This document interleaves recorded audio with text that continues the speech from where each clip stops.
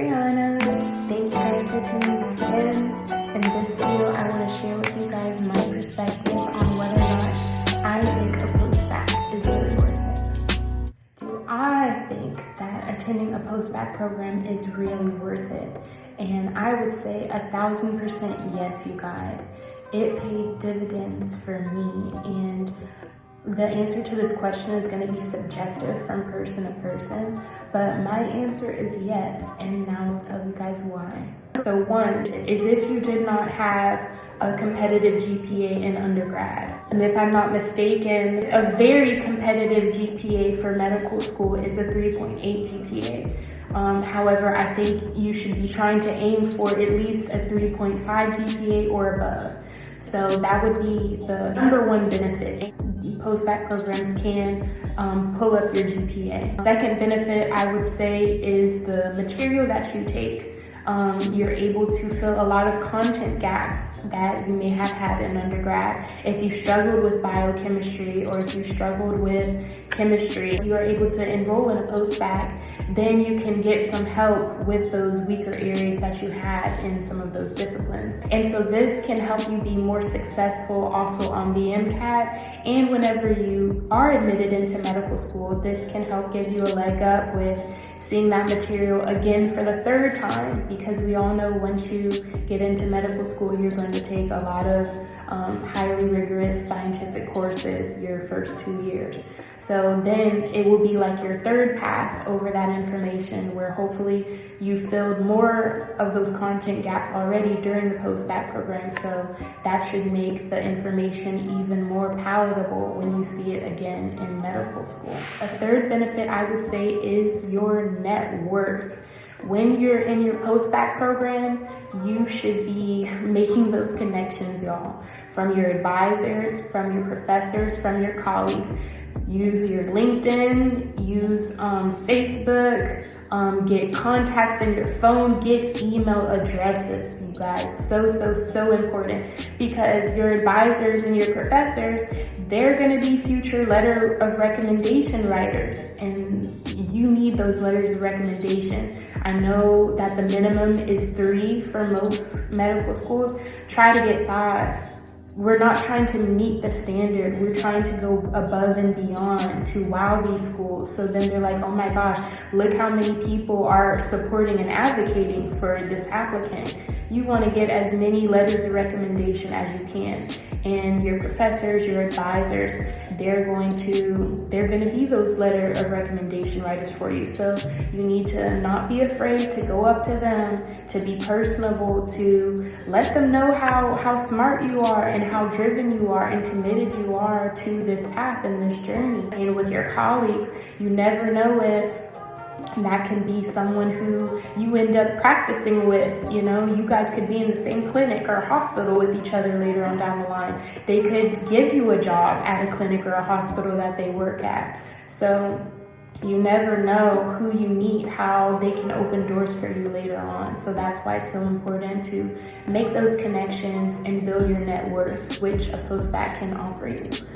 And after that, I would say you are able to benefit from the notoriety of the university or institution that you go to. For me, I attended Johns Hopkins University. So we all know that school, that name alone, it helps me to stand out as an applicant, because not every single applicant is able to have Johns Hopkins University stamped on their application. So that helps give me a leg up. And there's so many schools out there that do post-bacc programs as well that also have big names that will help you stand out as well. And so that can also pay off for you in the long run. I know it may sound shallow and superficial, but you guys, it is what it is, and we need all the help that we can get to make ourselves stand out in this process with thousands of applicants. So that's another benefit. And the last benefit I would say is committee letters. You guys, please, when you do the application process looking at post-baccs, see whether or not these institutions are offering you committee letters. So important, because for me, attending the JHU post-bacc program, they did offer a committee letter. And in this means that post-bac program or that university that you attended for graduate level education, they are going to sign off on your letter of recommendation packet, basically. I know for my school, they allowed my primary advisor to write a letter of recommendation for me. I believe I had 3 professors also from the Johns Hopkins Post-Bacc program who wrote letters for me. And then I had 2 or 3 other letters of recommendation from my research advisor, from volunteering, and someone else who I believe could like speak to my character, something like that. If you can, get a committee letter, because then it will be your post-bac program's stamp of approval on all of your letters of recommendation that come in a nice complete package. And then they'll say the name of your post-bac program or post-bac university on the cover of all of your letters. And that looks amazing. So that is another huge benefit, I would say, for attending a post-bac program. So I think I would be doing you guys a disservice if I didn't share with you what I thought some of the cons were also of this decision. So I'll share with you guys some of those that I think. So for one, I would say that obviously this is going to be an added expense. If you're anything like me, I already had plenty of student loans that I needed to pay off after completing college, already in student loan debt. And going to a post-bac program, I needed to ask the government for more money. And so that was adding more expenses to my student loans. So just take that into consideration, that it is going to be expensive. The amount that the tuition can vary from institution to institution, so that's just something to keep in mind. Another con I would say is it's going to take more time. So for me, once again, this was another investment, money, time, but it is an investment. So most post-bac programs, they can take anywhere from 1 to 2 years to complete. So just think about it. If you're in graduate school for 2 years, then you know for a fact that you're not going to get into medical school for 3 or 4 years, depending on how long it takes for you to get everything ready to apply. If there's anything else that you want to add to your application, then you're going to have to use more gap years so that you can get those experiences.